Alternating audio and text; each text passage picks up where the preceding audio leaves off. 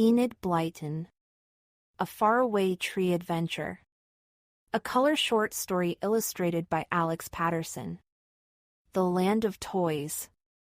The World of the Faraway Tree. Moonface lives at the very top.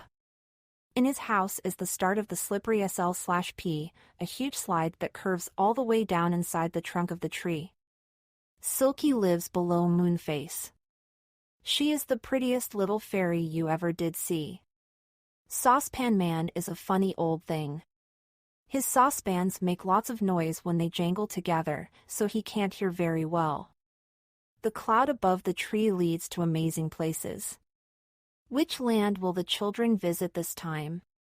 Joe, Beth, Franny, Cousin Rick. Chapter 1, Silky's News. One afternoon Silky came to see the children as they were all working hard in the garden. She leaned over the gate and called to them. "Hello! I've come to tell you something." "Oh, hello Silky," cried everyone. "Come in. We can't stop work because we've got to finish clearing this patch before dinner." Silky came in. She sat down on a bench. "The old saucepan man wants to give a party," she said. "And he says, will you come?"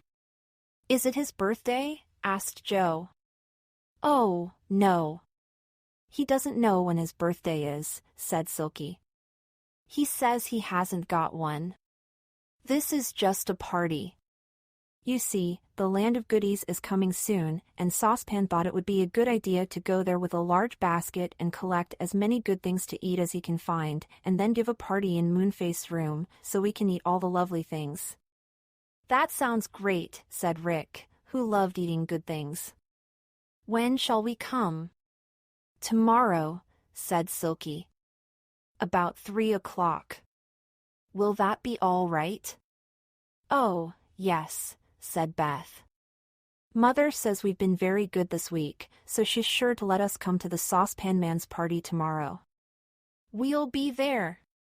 "When is Saucepan going to get the goodies?" "Tomorrow morning," said Silky.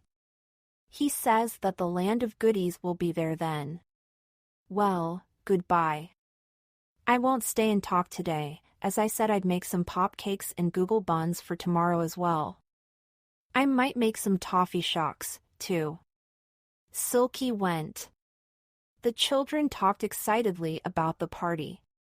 "I hope there will be Danish pastries," said Rick.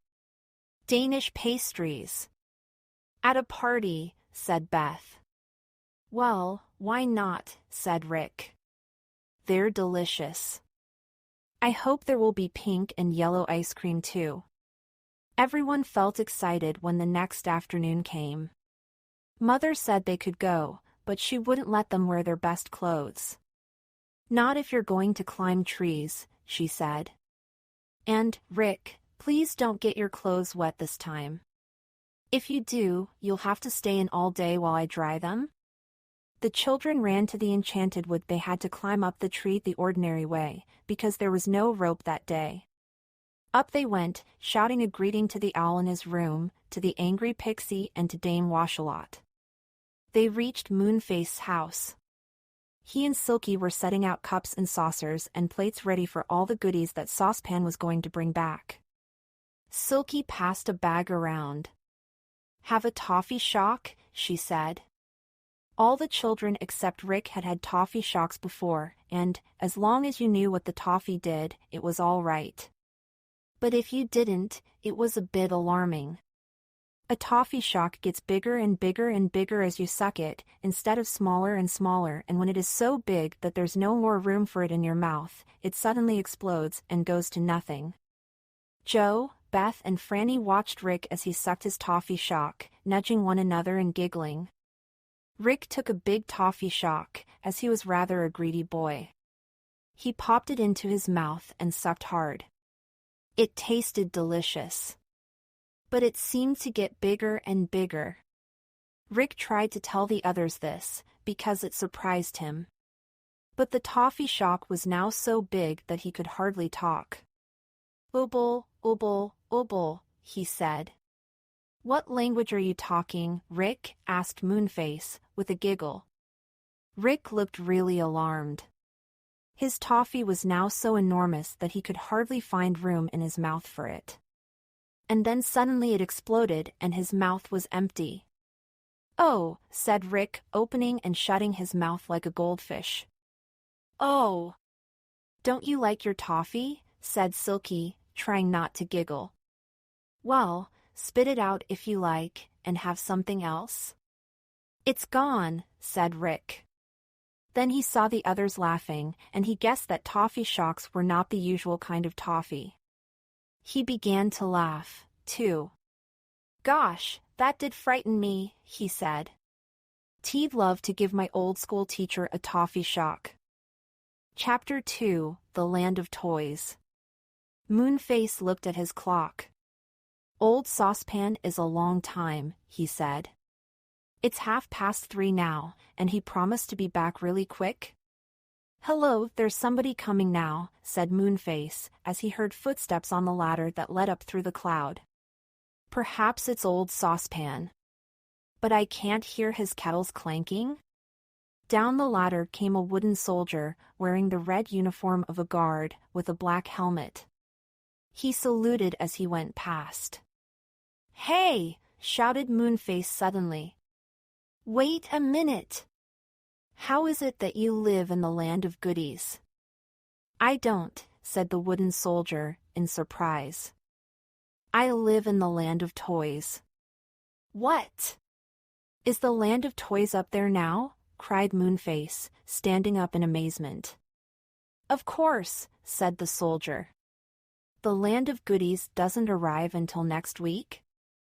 Oh, groaned Moonface, as the soldier disappeared down the tree. Old Saucepan has made a mistake. He's gone to the land of toys instead of to the land of goodies. I expect he is hunting everywhere for nice things to bring down to us. He's such an old silly that he wouldn't know it wasn't the right land. We'd better go and tell him, said Silky. Asterisk, you children can stay here till we come back, and then we'll have a nice feast of pop cakes and Google buns. Help yourself to toffee shocks while we're gone. We'll come too, said Beth, jumping up. The land of toys sounds exciting. I wish I'd brought my doll. She would have loved to visit the land of toys. Is it a dangerous land? Said Joe. Or just toys come to life? Of course it's not dangerous, said Silky. They all went up the ladder. They were very anxious to see what the land of toys was like. It was exactly how they imagined it would be. Chapter 3, Saucepan Gets into Trouble. Dolls' houses, toy shops, toy stations stood about everywhere, but much bigger than real toys. Teddy bears, dolls of all kinds, stuffed animals and clockwork toys ran or walked about, talking and laughing. Wow! This is fun, said Beth. Oh, look at those wooden soldiers all walking in a row. They were just like the soldier who had come down the ladder at the top of the tree. The children stared round, but Moonface beckoned them on. Come on, he said. We've got to find out where the old Saucepan Man has got to. I can't see him anywhere. The 6 of them wandered about the land of toys. Clockwork animals ran everywhere. A big Noah's Ark suddenly opened its lid and let out lots of wooden animals walking in twos. Noah came behind, singing. The Saucepan Man was nowhere to be seen. I'd better ask someone if they've seen him, said Moonface at last. So he stopped a big teddy bear and spoke to him. Asterisk, have you seen a little man covered with kettles and saucepans? He asked. Yes, said the teddy bear at once. He's naughty. He tried to steal some toffee out of the shop over there. I'm sure Saucepan wouldn't steal a thing, said Joe angrily. Well, he did, said the teddy bear. I saw him? I know what happened, said Moonface, suddenly. Old Saucepan thought this was the land of goodies. He didn't know it was the land of toys.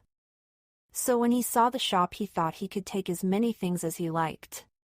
You can in the land of goodies, you know. And people must have thought he was stealing. Oh, dear, said Silky, in dismay. Teddy Bear, what happened to the saucepan man? The policeman came up and took him off to jail, said the teddy bear. There's the policeman over there. You can ask him all about it. The teddy bear went off.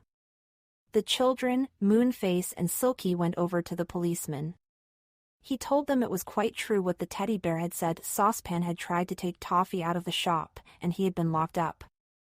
Oh, we must rescue him, cried Joe at once. Where is he? You must certainly not rescue him, said the policeman, angrily. I shan't tell you where he